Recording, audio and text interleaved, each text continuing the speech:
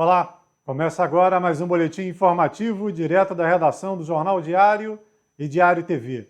E a primeira notícia é uma notícia ruim, mais um caso de assassinato, mais um homicídio registrado aqui em Teresópolis, dessa vez na rua 21 de abril, no bairro da Quinta Lebrão. Foi no final da noite desta segunda-feira, início da madrugada, final da noite, início da madrugada. A vítima, Eni Francisco Rodrigues, de 55 anos. O Eni Francisco era morador desse bairro, da Quinta Lebrão, da rua Tancredo Neves, que fica próximo ao local onde ele foi assassinado. Ainda não há informações sobre os autores dos disparos. Segundo informações da polícia, Eni foi baleado aí dezenas de vezes, aproximadamente 20 disparos efetuados na direção de Eni. E no local, inclusive, no local você vê o trabalho da Polícia Civil, guardando o corpo até a realização da perícia, que, aliás, demorou bastante. Foram 29 cápsulas encontradas. Ainda não há informações sobre o que motivou o assassinato desse homem, Eni Francisco, 55 anos, morador lá da rua Tancredo Neves. Segundo a polícia, ele já passou aí, já tem anotação criminal, mas não se sabe se isso tem alguma coisa a ver aí com esse bárbaro crime, mais um assassinato, mais um homicídio. Crimes desse tipo têm se repetido aqui em Teresópolis e em alguns locais específicos. Quinta Lebrão é um deles.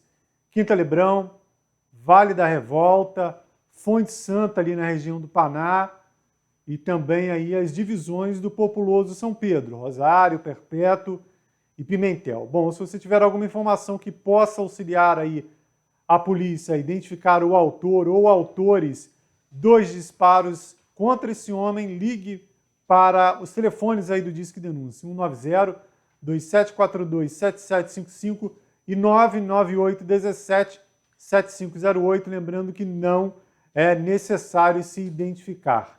Ainda na área policial, como eu tenho falado aqui frequentemente, esses casos aí de tráfico de drogas preocupam, continuam ocorrendo com frequência e às vezes podem gerar outros crimes. Vamos ver mais dois exemplos de apreensão de drogas somente nesta segunda-feira, Só na segunda-feira.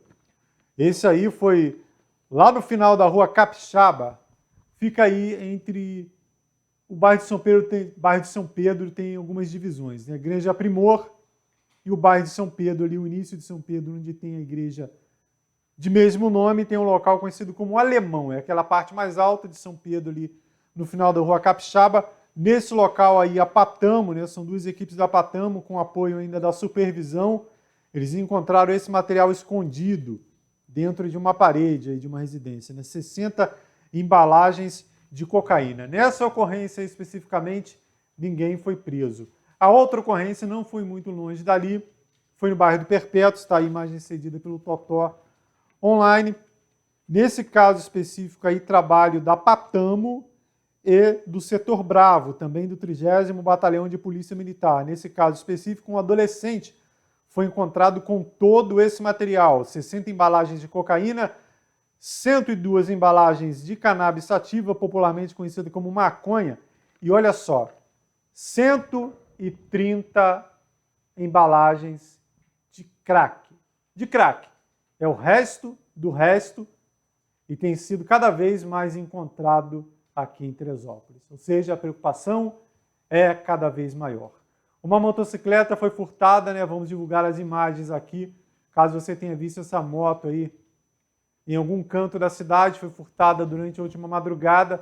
Se você viu essa Honda CG por aí, tem umas características aí que deixam bastante, é até mais fácil de identificar, não é uma moto comum, tem detalhe cinza com vermelho.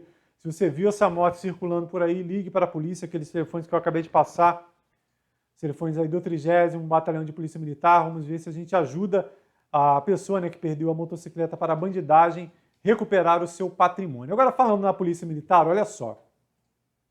Prestem bem atenção nessa próxima história a ser contada aqui. Há 2 semanas, aproximadamente, comerciantes da Avenida Delfim Moreira têm aí tido dificuldade para dormir. Isso porque eles fecham a loja e não sabem se vão encontrar aí do jeito que deixaram no dia seguinte. Dezenas de arrombamentos foram registrados aí nas últimas 2 semanas, ao longo da Avenida Delfim Moreira, do começo até o Vale do Paraíso. E na madrugada anterior, mais uma vez, mais um ataque a estabelecimento comercial na Avenida Delfim Moreira, no início da Avenida Delfim Moreira, agora essa loja aí que aparece no centro da imagem, teve a porta forçada aí, e a situação, segundo apurado, só não foi pior, só não foi prejuízo, porque nesse caso aí específico, populares que passavam na Delfim Moreira perceberam a ação dos criminosos e começaram a gritar, chamaram a polícia, uma viatura foi encaminhada logo depois, e os ladrões, aí, os arrombadores que têm desafiado a polícia militar principalmente, correram, né? Desafiando, essa é a verdade, a polícia militar. Semana passada cobramos um posicionamento aí do quartel, recebemos uma nota aí da assessoria de imprensa da Polícia Militar no Rio de Janeiro, a informação é que tem sido feito patrulhamento, que a polícia tem feito aí trabalhos pontuais, mas os ladrões continuam agindo na Delfim Moreira. E se você, telesopolitano, avistar qualquer situação aí, está passando na Delfim Moreira, viu alguém encostado na porta da loja, situação suspeita, ouviu algum barulho aí de porta de loja sendo aberta durante a madrugada, né? O comerciante não vai abrir a loja durante a madrugada, ligue para a polícia. No flagrante, né, fica mais fácil aí encaminhar para o setor de xadrez os acusados desse tipo de crime aqui na cidade, né? Lembrando que se você não participar, você não ajudar no trabalho da polícia, amanhã você pode ser a vítima. Invadiram em meia dúzia de lojas somente esta semana, sem contar as da semana passada, e amanhã a sua pode ser atacada. Repetindo, a terceira vez que a gente mostra, vamos deixar bem claro esses números aí de denúncia da Polícia Militar. Vamos agora ao quadro Diário Comunidade. Temos aqui o nosso contato com a população através do WhatsApp, 27429977, é o nosso contato, é o contato aqui da redação. E hoje o programa Hélio Carracena recebeu uma reclamação lá do bairro de Montanhas, é um bairrozinho muito simpático, muito atraente, aqui logo no início da Teresópolis, Friburgo, mas que continua precisando de ajuda, né? Continua esquecido pelo poder público. Vamos ver o que relata o programa Hélio Carracena, que é um programa aqui da casa, o morador da localidade de Montanhas. Hélio, olha a doideira que tá isso aqui, ó. Tá ilhado aqui, ó. Muito buraco. Não tem aonde os carros tá passando. Tem que estar jogando terra nos buracos para cobrir os buracos. Tá uma nojeira. Pede para passar a máquina aqui, por favor. Vê se bota um pó de pedra aqui, ó. Cada valão que os carros, se cair dentro, fica preso. Manda para mim aí. Manda aí o pedido aí para ver se resolve. Fala, Hélio. Depois, se tu puder aí, fala aí na rádio e na TV aí.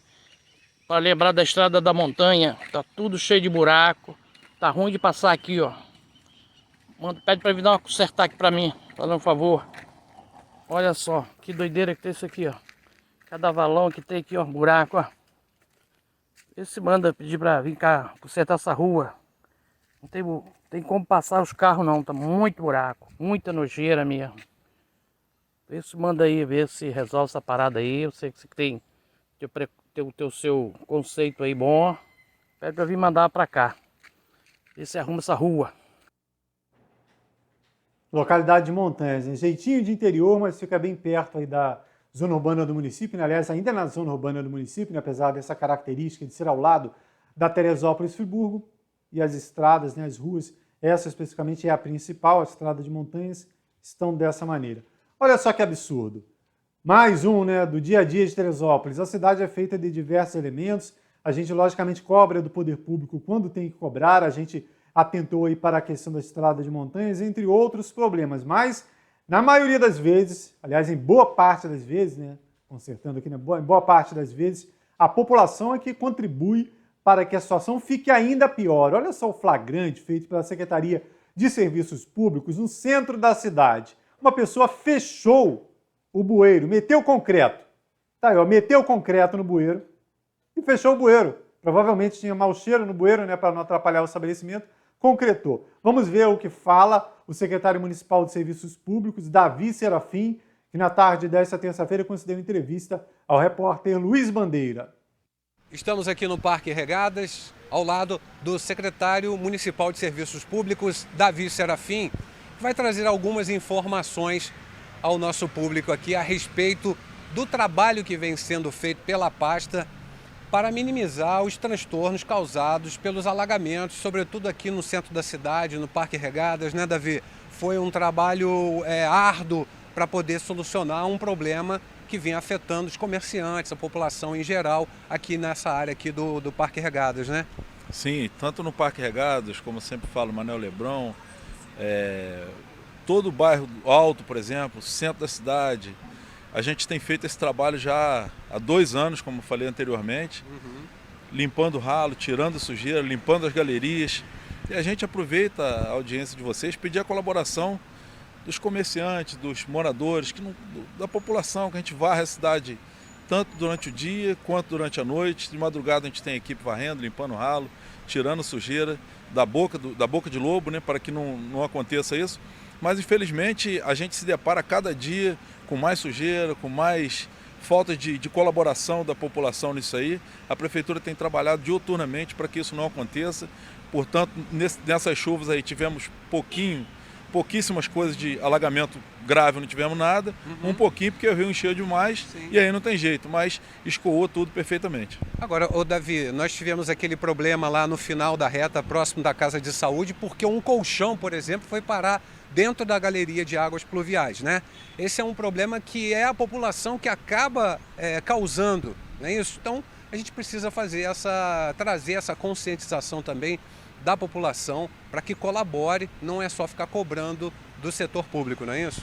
Correto, a gente tem feito o trabalho de prevenção, como eu falei, direto, diuturnamente, mas se não houver a parte da colaboração da população no geral, a gente vai estar sempre secando gelo, não vai resolver. Então hoje é um saco de lixo, como foi lá o colchão que vocês puderam presenciar. A gente já encontrou diversas coisas, televisão, som, almofada, travesseiro, cobertor, que o pessoal simplesmente descarta de qualquer maneira e acaba trazendo esse transtorno até para ele mesmo. Até a pessoa que fez aquilo depois reclama que teve as cheias. E tem a questão também de gordura sendo jogado na galeria de água pluvial. Você já tinha me dito que não é suficiente para entupir, mas que causa problema também e não é correto, não é isso? Sim, com certeza. Esse problema de gordura, se a gente avaliar na pia da casa da gente, se fizer direto, uma hora vai dar problema. Assim também é na cidade. O sistema é maior, mas a quantidade também é maior, que não é um comerciante, são 10, 12, 20 jogando. Uma hora pode dar um transtorno maior para todo mundo. Agora, Davi, a gente recebeu uma imagem de um bueiro que é justamente para evitar o alagamento da rua, que foi tapado por um comerciante porque exalava um cheiro ruim. E aí a sua secretaria teve que trabalhar para desobstruir esse bueiro, não foi? Sim, infelizmente a gente tem alguns pontos na cidade de contribuintes que acabam fazendo isso, que às vezes o ralo acaba dando um mau cheiro. A gente está lá à disposição para atender, o comerciante liga, a gente vem tentar solucionar da melhor forma, faz sua reclamação através dos canais da Prefeitura, o EOV está lá à disposição, mas aí joga um concreto, que nem vocês receberam lá hoje isso, a gente já solucionou, e aí entope o ralo, definitivamente. Aí depois esse mesmo contribuinte, esse mesmo comerciante, vai nas redes sociais, vai na imprensa, reclamar que encheu em frente à sua loja. Agora, se ele mesmo está colaborando para que aquilo aconteça, não tem como reclamar depois. Por isso que eu falo sempre, tem que ter a colaboração de todos. A gente é o mau cheiro, a gente tenta mudar o ralo para frente, vamos fazer o que dá para resolver, para não prejudicar o comerciante também. A Prefeitura está aberta aí para receber todos, tentar solucionar o problema de cada um da maneira que não fica ruim, que fica bom para todo mundo. Agora, o que ele fez ali, como já teve, esse foi um, que hoje vocês receberam denúncia, mas a gente já teve lá uns 15 na mesma situação, que o pessoal bota concreto no ralo e aí a água não tem como escoar. Que absurdo, né? Que absurdo. Aqui em Teresópolis, o secretário até aumentou ali, contou, né? A gente aumentou a contagem, a gente recebeu informação de são 15 pelo menos aí nos últimos dias, fechados com aí concreto ou qualquer outro objeto. Olha que absurdo isso. Está com mau cheiro? Ligue para a secretaria, reclame, peça para realizar a limpeza. Agora, concretar, a gente não tem informação de quem fez isso. A secretaria não informou aí quem é que fez essa barbaridade de concretar o bueiro. Depois chove, lembrando que ainda vem chuva por aí, não terminou, o verão já se foi, estamos no outono, mas ainda as características ainda estão presentes. Em 2012 tivemos uma grande chuva no dia 6 de abril, 2012, 6 de abril, aí tivemos prejuízo na cidade inteira, ou seja, ainda pode vir chuva forte aqui na cidade. Aí você pega um bueiro desse fechado. Ou então, às vezes, ocorre até uma chuva pequena e alaga tudo, vai todo mundo, como disse o secretário, para a rede social, lá reclamar que é absurdo, que não limpa, mas como que vai escoar se está dessa maneira? Concretado, 15 ocorrências na cidade desse jeito. Que absurdo, né? Cadê a cidadania, né? O exercício da cidadania? Isso lembra o efeito borboleta, né? Parece um simples bueiro apenas, fechado. Depois pesquisem sobre o efeito borboleta. Um simples bueiro fechado e o que ele pode causar só no entorno ali, né? Para não dizer depois o problema que ele vai causar aí em toda a cidade e sendo ampliado a cada bueiro que é fechado, a cada local que você joga um colchão dentro de uma galeria ou uma sacola de lixo dentro do rio. É isso que vai gerar, né? Não adianta depois para a rede social fazer textão querer colocar a culpa apenas na classe política. Ela tem a parte dela, logicamente, mas se a população continuar agindo dessa maneira, pode entrar um melhor político sensacional, um senhor incrível da política que não vai resolver. Então, cada um tem a sua parte aí também, sua responsabilidade, e ela não pode ser esquecida. Vamos falar agora de turismo, de cultura, né? 2 eventos aí programados para Teresópolis. Vamos ao primeiro. Falamos sobre ele recentemente aqui, mas não havia data ainda, a confirmação. Vejam só, Chocoserra, confirmada a Chocoserra. A gente conversou há 2 semanas, o Luiz Bandeira entrevistou a Cléo Brandão, secretária de Cultura, falando aí da estação Chocolate. E na ocasião já destacamos aí que estava confirmada a Chocoserra, mas faltava a data e o local. Agora você pode colocar na sua agenda aí, ó, 21 a 24 de abril, no Sesc Alpina, né? Esse tradicional evento, por muitos anos fez bastante sucesso aqui na cidade. Aí tivemos a pandemia, os eventos pararam, logicamente, agora estão sendo retomados. Então anote aí, né? Já dia 21 a 24 de abril, Chocoserra, lá no Sesc Alpina. O próximo evento é mais próximo, né? O próximo evento está aí, ó. Cultura de Raiz. Atenção, Cultura de Raiz. Esse evento vem lá da época do Vanderlei, secretário. Vanderlei Pérez, secretário, empregou esse projeto aqui na cidade, Cultura de Raiz, que até hoje continua, né? Como dizem, o que é bom deve continuar. Então está aí o projeto do Vanderlei Pérez, levando aí a arte popular, a cultura popular, os músicos de Teresópolis, tem muita gente boa no interior do município.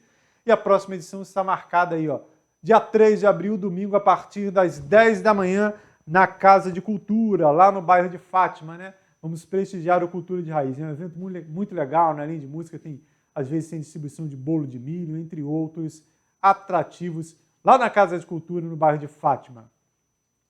A próxima notícia é sobre um imposto cobrado aí indevidamente ou calculado, né, de forma errônea pela prefeitura. Depois aí as pessoas que tinham que pagar esse imposto, constatando que não era aquele valor, que era muito menos, entraram com um pedido para o estorno, né, um casal que comprou uma residência no bairro do Bom Retiro e pagou o imposto ITBI, que é obrigatório nessa negociação de imóveis, mas na hora de receber de volta, né, o valor era 14 mil, que eles pagaram 14 mil, mas na verdade era 4 apenas, né? Eles não receberam o valor de volta até hoje. No meio do caminho, eles tiveram que pagar novamente o valor correto, porque não resolvia aquele que estava errado e o prazo para o financiamento estava expirando. Vamos ver a história contada por esse casal aqui na redação do Jornal Diário e Diário TV. Então, a gente comprou um imóvel aqui na cidade e houve um erro de cálculo do imposto e a gente solicitou uma verificação do valor pago e restituição do valor pago. Esse processo está desde novembro e a gente não consegue uma solução. Todos os documentos que a prefeitura pediu para comprovar o valor pago a mais e os documentos para ser restituídos foram feitos, só que a prefeitura alega que não tem funcionário.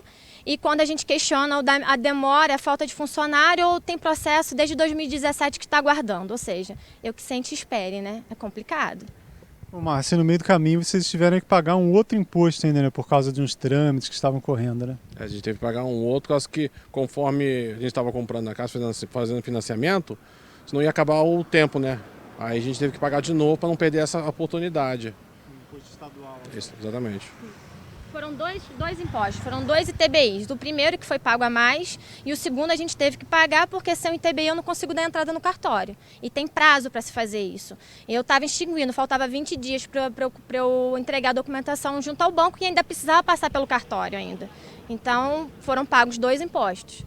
Bom, qual o valor que você pagou e quanto deveria ter sido pago, né? Para a gente entender, não é um valor pequeno, pelo que vocês me falaram. Aproximadamente foi 14 mil e alguma coisa, 14.700 alguma coisa, e o segundo imposto, que seria o valor calculado corretamente, 4 mil e pouco.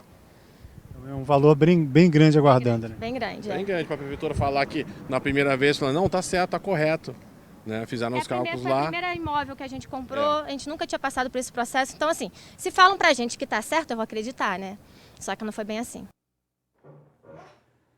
Bom, nós cobramos um posicionamento do governo municipal, aliás, tenho falado isso com frequência, né? Tem muita gente que noticia fatos aqui na cidade, ocorrências, e não tenta ouvir o outro lado da história, ou não cobra um posicionamento de quem deve ser cobrado, né? Não adianta só divulgar, você tem que cobrar, tentar ouvir o outro lado da história também. Infelizmente, isso ocorre com frequência aqui na cidade.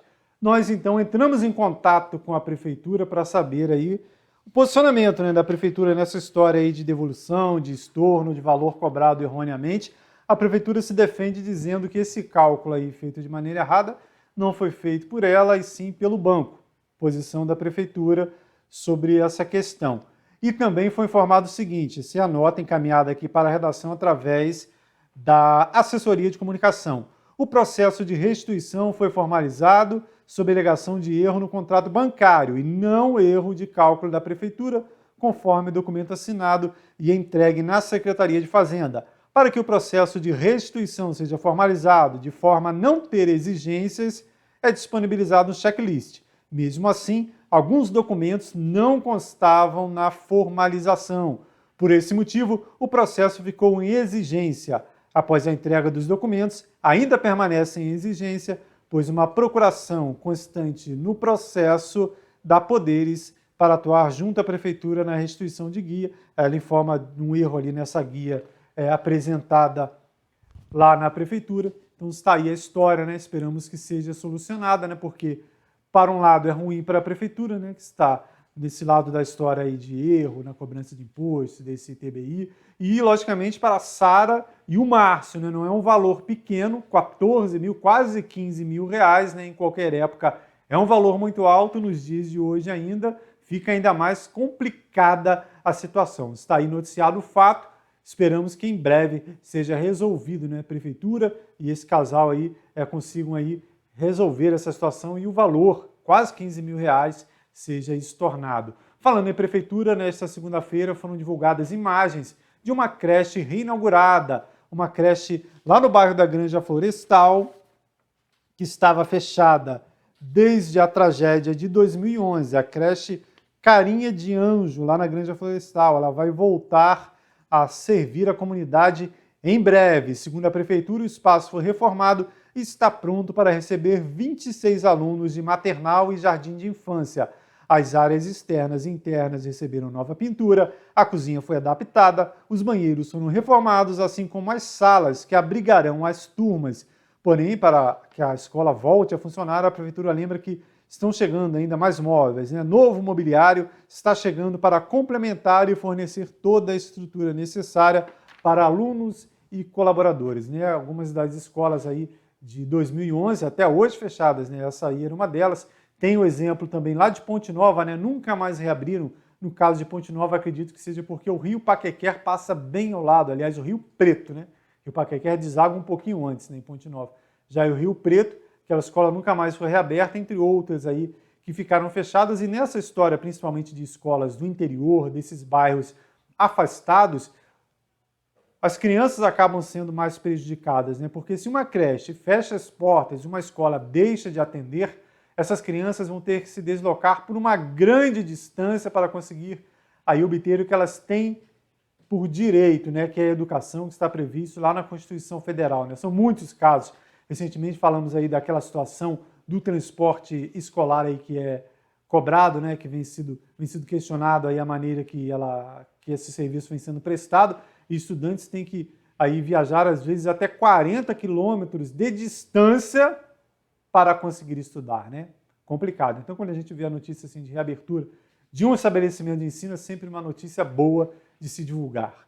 Essas e outras notícias você vê em nosso site, netdiario.com.br. Se houver qualquer atualização antes da entrada de um novo boletim informativo, Além da nossa página, você vê na barrinha de notícias da Diário TV e em nossas redes sociais, Instagram, Facebook e YouTube. Lembrando sempre, você que nos acompanha aí pelo YouTube, não deixe de se inscrever em nosso canal. Até mais!